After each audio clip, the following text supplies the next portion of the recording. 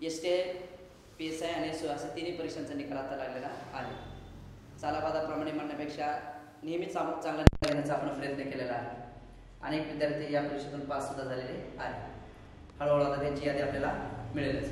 पण पहिली नैतिक जबाबदारी आहे की आपल्या क्लासच्या सदस्य विद्यार्थ्यांनंतर पण आधी सदस्य आपण समजूया की त्यांनी अशा पद्धतीने यश मिळवलंय की मॅडमचा पहिलं लेक्चर मला असं आठवतंय, मला वाटतं शिक्षक भवनाला लॉकडाऊनच्या आधी तुमची बॅच होती आणि ती आम्ही सुरुवातीला काय केलं होतं, काही मी आरोमधून नुकतं चालवतो बॅक आणि काही फ्री लेक्चर्स ठेवले होते मी सुरुवातीला आणि नंतर ॲडमिशन करून घेतले होते कारण मी मध्ये गॅप पडला होता, माझं मेहनत नव्हतं. मग मॅडमचं असं जर चर्चा करता मॅडमने मला एक दिवशी सांगितलं की सर मुझे बोलायचे माझे काही प्रॉब्लेम्स आहेत. आता जे तरी सगळ्यांचेच प्रॉब्लेम्स असतात ते मॅडमचा तरी काय प्रॉब्लेम असणार आहे. ठीक आहे म्हणलं मॅडम आपण बोलूया निवांत.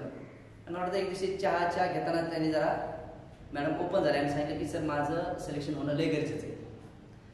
जेव्हा त्यांनी त्यांची परिस्थिती मला सांगितली होती म्हणजे हे उदाहरण मॅडम मला का सांगितलं, कदाचित एक प्रज्ञा काकडे नावाच्या विद्यार्थी होत्या, त्यांचा इतिहास मी वर्गात सांगत होतो की कशा स्ट्रगलमधून मुलं पास होतात आणि त्या टायमाला ती कदाचित स्टोरी सांगितली असेल त्यामुळे मॅडमला वाटलं असेल की चला सर आपल्या जवळचे वाटतात, आपण जरा बोलून टाकूया आपल्याला काय म्हणजे मला पोस्ट मिळवणं किती गरजेचे आहे हे कदाचित माझ्यापेक्षा सरांना जास्त समजेल. आणि त्यांची स्टोरी ऐकली आणि जेन्युअनली त्या दिवशी फील झालं होतं की मॅडम जर अशाच इमानदारीने जर राहिल्या इथून जसं त्यांचा अभ्यास आहे. वर्गात मी सुद्धा एका शब्दाला चुकलो होतो, डॉग इन द मँगर नावाची फ्रेज सांगताना, तर आठवत आहे मॅडम मला, मी विसरत नाही, मला माहिती. आणि ती माझी जशी मला पहिल्यापासून माहिती ती तशीच माहिती होती, ती डॉग इन द मॅनेजर माझ्याकडून चुकून झाली होती. आणि मॅडमने अख्ख्या वर्गात मला वाटतं त्यावेळेस 100-150 कोणाची त्यांची बॅच होती, अख्ख्या वर्गात सांगितलं होतं सर ती phrase dog in the Magar आहे.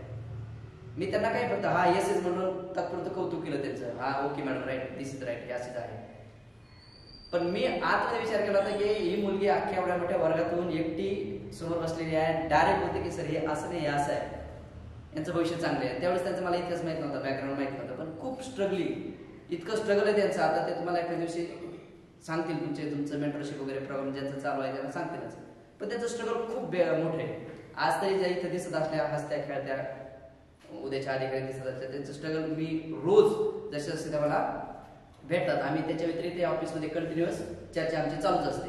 म्हणजे खूप वाखाण्याजोगं. मी त्यांचा सत्कार करण्याचा उद्देश वेगळा आहे इतर विद्यार्थ्यापेक्षा, कारण मी अनेक विद्यार्थी मेहनत करताना, स्ट्रगल करताना, आपटताना, पुन्हा उठताना पाहिलेले. पण कधी कधी मुलींच्या बाबतीत कधी कधी असं असतं की आपलं आता काही अस्तित्वच नाहीये, असा पूर्णविरामाची आपल्यावर वेळ आलेली आहे आणि त्यावेळेस त्या पूर्णविरामाला कॉमामध्ये कन्वर्ट करून पुढचा अख्खा प्रवास करणं ही सोपी गोष्ट नाही. त्यामुळे मॅडमचं हे यश खूप माझ्यासाठी किंवा त्यांच्यासाठी आणि तुमच्यासाठी खूप प्रेरणा देणार असणार आहे. So it's a huge success, it's a gigantic success for her because of what she struggled. I saw very closely. मी ते एकदम जवळून पाहिलेलं आहे being a teacher. आणि म्हणून मॅडमला खूप खूप जेवढ्या शुभेच्छा तेवढ्या कमीच. आणि ते पुन्हा आता राज्यसेवेच्या निकालातून मार्क्स कमी आले मॅडमला सांगितलं सर माझं राज्यसेवेतून नाही झालं, तर त्याचं ते फ्रस्ट्रेशन दिसत होतं. म्हणजे जिद्द होती की अजून मला पुढे काहीतरी करायचंय. पण आता खऱ्या अर्थाने मी म्हणेन ही सुरुवात आहे ना, मेनी माइल्स टू गो आपल्याकडे म्हणतात.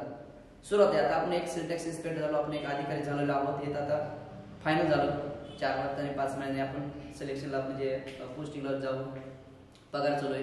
तिथून पुढेही तुम्हाला अजून चांगला प्रवास तुमची जी मनात इच्छा आहे त्या करू शकतात, अशा मी शुभेच्छा व्यक्त करतो. आणि तुमच्या सगळ्यांच्या टाळ्याच्या गजरात मॅडमपर्यंत बोलतो.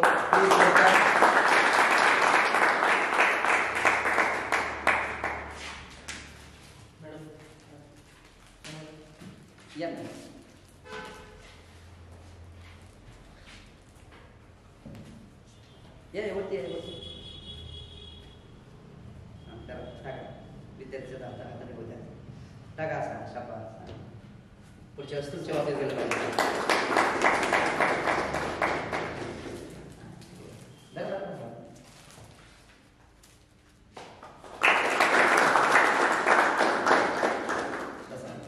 तर मी तुम्हाला सगळ्यांना मॅडमला विनंती करतो की काय एक्सपिरियन्स आहेत, काय अभ्यास टेक्निक आहेत, त्यांचे काय थोडंफार स्ट्रगल आहे का. जर तुम्हाला कदाचित ते ऐकायला भेटलं तर कदाचित आपल्या मनात प्रेरणा निर्माण होते, मला सुद्धा करता येऊ शकतं. If she can do in such a critical condition, so we are in a better condition now. त्यांच्यापेक्षा आपण खूप चांगल्या परिस्थितीत आहोत. तर मी आज जास्त वेळ न घेता मॅडमला विनंती करतो स्टेजवरती की त्यांनी त्यांचा सिलेक्शन इन्स्पेक्टरचा प्रवास म्हणजे कालचा निकाल करणं म्हणण्यापेक्षा सकाळपर्यंत त्या काहीच नव्हत्या, अगदी नथिंग ना, कारण आपला प्रवास is nothing to something, something to everything. कालपर्यंत त्या काहीच नव्हत्या, पण आज एक वर्ग 2चे अधिकारी आहेत, ही खूप मोठी गोष्ट आहे त्यांच्यासाठी बी आणि आपल्या सगळ्यांसाठी. So please welcome madam and guide our students.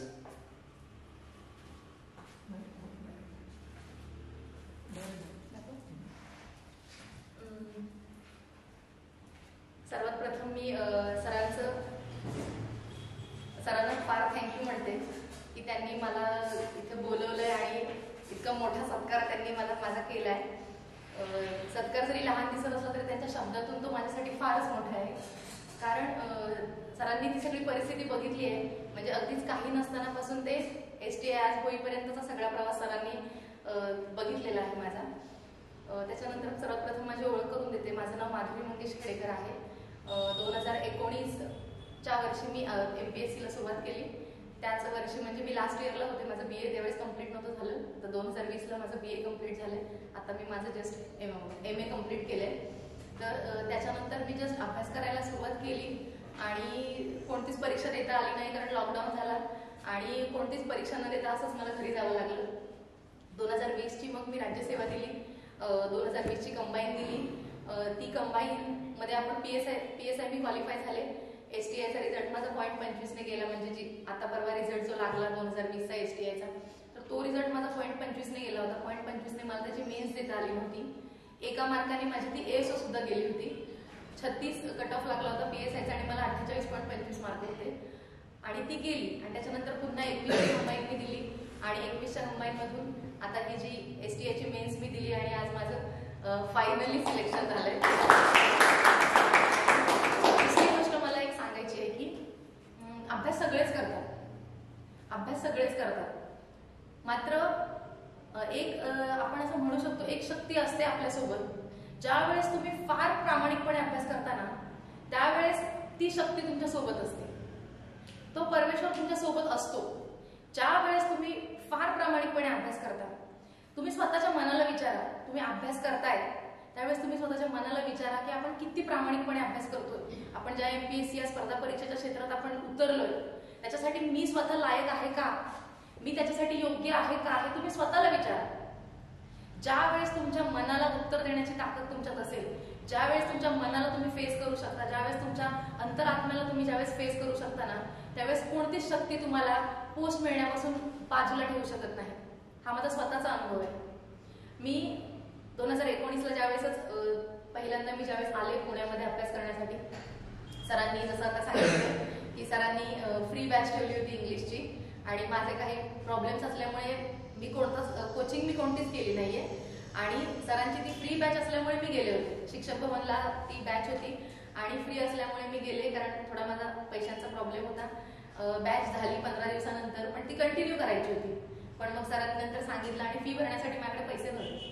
मग मी सरांना सांगितलं की सर मला असा प्रॉब्लेम आहे आणि मी आता फी तुमची देऊ शकत नाहीये. तर सरांनी त्यावेळेस पण सांगितलं होतं की जितकं तुम्हाला जमेल तितके तुम्ही मला पैसे द्या, पण मला माहिती आहे की तुमचं 100% होणार आहे. त्यावेळेस मला सरांनी तिथे सांगितलेलं होतं आणि म्हणजे त्यांनी त्यावेळेस जो माझ्यावर विश्वास दाखवला आणि ती आज त्यांच्या समोरच ती गोष्ट खरी होते. आज माझा जो STIच्या नंतरचा पण जो काही प्रवास आहे, म्हणजे थोड्या दिवसांपूर्वीच आपण याच प्लॅटफॉर्मवरती मी YouTubeचे व्हिडिओ करायला सुरुवात केली आहे. त्या प्लॅटफॉर्म मला सरांनी तो प्लॅटफॉर्म मिळवून दिला, त्याबद्दल मी सरांची फार ऋणी आहे. म्हणजे मी आयुष्यभर त्या गोष्टीचे कधीच उपकार विसरू शकत नाही की मला त्यांनी तो प्लॅटफॉर्म उपलब्ध करून दिला. ज्यावेळेस आपल्याकडे काही नसतं त्यावेळेस जी व्यक्ती आपल्यावरती विश्वास दाखवते, आपल्याला तो एक माध्यम आपल्याला उपलब्ध करून देते की त्या माध्यमातून आपण विद्यार्थ्यांपर्यंत पोहोचू शकतो, तर तो विश्वास मला सरांनी दाखवला. ज्यावेळेस मी MPSC मध्ये आले, MPSC मध्ये आल्यानंतर जर माझे पहिले गुरु जर कोण असतील तर ते सर आहेत आणि सरांसमोरूनच म्हणजे आज मी जी काही पोस्ट आपल्याला मिळाली असेल, STI झाली असेल किंवा काही त्याच्यानंतर पुन्हा PSIचा रिझल्ट पण येईल, पण सरांनी माझ्यावरती फार जास्त विश्वास दाखवला, मला हा प्लॅटफॉर्म उपलब्ध करून दिला.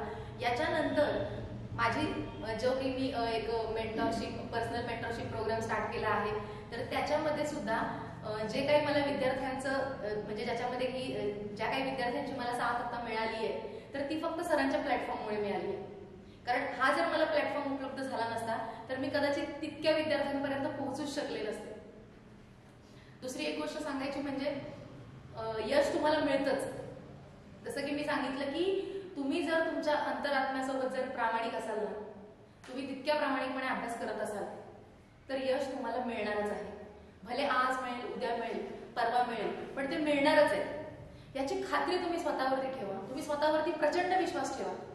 काही हो, म्हणजे बाजूच्या 10 जणांचं होत नसेल त्याचा विचार करू नका, पण माझं स्वतःचं होणारच आहे हा विश्वास तुम्ही स्वतःवरती ठेवा. म्हणजे आल्यानंतर, म्हणजे ज्यावेळेस मी आले इथे 2019ला अभ्यास करायला सुरुवात केली, माझ्या आजूबाजूला असे कितीतरी विद्यार्थी होते की त्यांनी 5-5 वर्ष दिली होती, 6-6 वर्ष त्यांची गेलेली होती, पण त्यांचं कोणत्याच म्हणजे पोस्टला त्यांचं सिलेक्शन झालेलं नव्हतं, प्री पास झालेले नव्हते, मेन्स पास झालेले नव्हते. पण माझा स्वतःवरती इतका विश्वास होता की भले कोणाचा न हो पण माझं होणार आहे, इतका विश्वास मला स्वतःवरती होता. आणि त्याचमुळे मी तितक्या प्रामाणिकपणे अभ्यास केला आणि ते आज यश मला मिळालेलं आहे. त्याबद्दल मी प्रथमच फिनिक्स अकॅडमीचे फार जास्त आभार मानते की पोस्ट मिळाल्यानंतर आपण प्रसिद्ध होतोच, पण पोस्ट मिळण्याच्या आधी मला फिनिक्स अकॅडमीने फेमस केलं होतं. त्यामुळे मी फिनिक्स अकॅडमीचे फार जास्त आभार मानत आहे आणि मी सरांची अगदी आयुष्यभर ऋणी असणार आहे.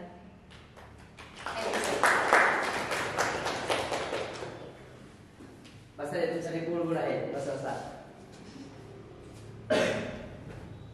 तर बसा मॅडमचं सिलेक्शन एक खूप मोठा आम्हाला सुद्धा सेलिब्रेशनचं एक काय म्हणतात बहाणा आहे. तर मॅडम इतक्या चांगल्या बोलतात पण तरी ते नाच बोलता आला नाही. ते दिसून येतं की आता एवढं मोठ्या वर्षाचं साचलं होतं ना, ते आता लवकर बाहेर बी येणार नाही ना. ते आज जसे मोकळा होते ना थोड्या दिवसात, 2-3 दिवसात, मग किती बोलू शकतात. मला काय सांगायचं होतं काय, इव्हन त्यांच्या मनात असं बरंच काय असं मला आज हे सांगायचं ते विसरून गेलेले असतात. So it happens because of our एक आनंद असतो ना. कधी कधी फार जास्त आनंद सुद्धा आपल्याला झाला की मग एक्सप्रेस करता येत नाही. मग आपण निष्क्रिय म्हणून बसतो, पण लोकांना कळतो हा निष्क्रिय, पण त्यांना माहित असतं की तो हळूहळू आनंद बाहेर येतो. मॅडमचा दुसरा एक रिझल्ट आहे, तो आता सध्या PSIMSला आहे, त्याचा येईल. पण आता आमचं मागे ठरलं होतं की बाबा शक्यतो नकोच PSIचा, पण जर इनकेस इकडे जर अप्स अँड डाऊन झालेच थोडेफार तर आपल्याकडे ऑप्शन असावा. आणि मी वर्गात सुद्धा नेहमी सांगतो की तुम्ही असा अभ्यास करा की तुम्ही सगळ्यात पोस्टला क्वालिफाय पाहिजे. प्रश्न असला म्हणजे जायचं कुठं. मला असं नका विचारू मेरिट किती लागेल, मला असं विचारा सर माझे असं सिलेक्शन झाले तर यातलं मी काय निवडू, मी तुम्हाला चांगला सल्ला देईन त्यातलं काय निवडू. पण त्या लेवलचा आपला अभ्यास होणं गरजेचं आहे. जसं मॅडमने एकदम सिरियसली घेतलं या गोष्टी आणि झालेल्या आहेत टेस्ट आहे आणि खूप मोठं स्ट्रगल आहे. कधी वेळ भेटले तर नक्की आपण त्यांचा इंटरव्ह्यू घेऊ. आपण त्या इंटरव्ह्यूमध्ये काही प्रश्नावली असेल त्यांना तुम्हाला नक्कीच आवडेल की एखादी व्यक्ती सुरुवात करताना काय, सुरुवातीच्या काही टप्प्यावर आल्यानंतर काय होतंय आणि त्याच्यानंतर काय होऊ शकतं का. म्हणजे एकदम फिल्मी स्टोरी आहे मॅडमची एकदम. म्हणजे सहज कोणाला विश्वास बसला नाही, पण ते ॲज यू डोंट नो कदाचित मला माहीत नाही, पण मला त्यांनी सगळ्या गोष्टी त्यांच्या इश्यूज आहेत, अडचणी असतात, जसे मुलीच्या अनेक असतात. म्हणून मला त्यांचं यश हे इतर विद्यार्थ्यांच्या यशापेक्षा जास्त महत्त्वाचं वाटतं. कारण सोपं नाही आहे. तुमच्या मागा अनेक डोक्याचं टेन्शन आहे, डोक्यात अनेक टेन्शन आहेत आणि त्या टेन्शनला बाजूला ठेवून तुम्ही लायब्ररीत बसणं. आता काही तुमच्यातले मुलं असे आहेत तर फ्री ऑफ माइंड आहेत, पण तरी त्यांचं मन लागत नाही, कॉन्सन्ट्रेशन होत नाही. अर्धा तास बसले की 5-10 मिनिटं ते इकडे तिकडे भटकत राहतात विनाकारण. बरं त्याचं काही त्याला ताण नाही काय नाही तरी ते भटकत राहतात. आणि ज्या विद्यार्थ्यांना जेन्युइन प्रॉब्लेम्स आहेत, जेन्युइन अडचणी आहेत त्यांच्या, की जर मी नाही झालं तर मग कसं होईल, माझ्या कुटुंबाचं कसं होईल, माझ्या आमक्यांचं कसं होईल, तमके बाकी मित्र कंपनी विश्वासवाले लोक यांचं कसं होईल, ह्या सारख्या बर्डनमध्ये असून सुद्धा ते लक्ष तिथं केंद्रित करून, नुसतं लक्ष केंद्रित नाही, ते ग्रास्प करायचं आहे, ते एक्झाममध्ये उतरवायचं आहे आणि अंतिम आयोगाला तुम्हाला पास करण्यासाठी प्रवृत्त करायचं आहे. इथपर्यंतचा प्रवास हा सहज शक्य होत नसतो मित्रांनो. आणि मॅडमचं यश एकदम क्विक आहे. असं काही नाही की ते खूप वर्षापासून अभ्यास केला, काही नाही. लॉकडाऊनच्या नंतर ते पहिल्यांदा झाल्या होत्या. त्यांच्या आणखी एक मैत्रिणींचा सर्कल होता, अगदी त्यांच्या सर्कल होता. पण शेवटी स्पर्धा आहे, कुणी ना कुणी थोडंसं पुढं जाणार आहे, कुणी मागे पडल्याचं तर ते नापास म्हणता येणार नाही आपल्याला. पण मॅडम तुमचं खूप खूप आभार, कारण तुमचं यश खूप भारी आहे, प्रेरणा देणार आहे. आणि आपण यावेळेस राज्य शोधून हुकलात पण हरकत नाही. आपण गव्हर्नमेंटची सर्व्हिस मिळणं गरजेचं होती, त्यातली त्यात MPSCची मिळणं गरजेचं होती. कारण उद्या तुम्ही आयोगातून निवडलेले अधिकारी म्हणून ओळखले जाणार आहे, जिल्हा परिषद नव्हे. त्यामुळे चांगला आहे. आणि मुलगी असल्यामुळं, महिला असल्यामुळं तुम्हाला इथून पुढे अजून चान्स मिळतील. बाय प्रमोशनचं तुम्ही अजून येते, प्रमोशनची वाट बघत बसायचं नाही. आपल्याला जेवढा टाईम मिळेल मोकळा, इथून पुढं टार्गेट नवीन राज्यसेवा आहे, नवीन पद्धती आहे आणि तुम्हाला अडॉप्ट करायला जास्त वेळ लागणार नाही, कारण स्मार्ट आहात, पटकन अडॉप्ट होतं, पटकन करू शकतो आपण. मग नेक्स्ट टाइम ज्यावेळेस आपली भेट होईल, आता तुम्ही काय 2-3 महिन्यानंतर जाता ट्रेनिंगला, पण तुमची पोस्टिंग आलं तरी पुण्यातच येऊ शकते. सध्या GSTचं ऑफिस सध्या कुठे आहे फक्त पुण्यातच आहे मोठं ऑफिस, त्यामुळे आलं तर इथं आला तर मग पुन्हा आपण राज्यसेवेची तयारी करावी अशी माझी प्रामाणिक अपेक्षा आहे. आणि आज ST झालात, उद्या कलेक्टर होऊन यावेत अशी अपेक्षा व्यक्त करतो आणि मी इथं थांबतो. जय हिंद, जय महाराष्ट्र. तुमच्यासाठी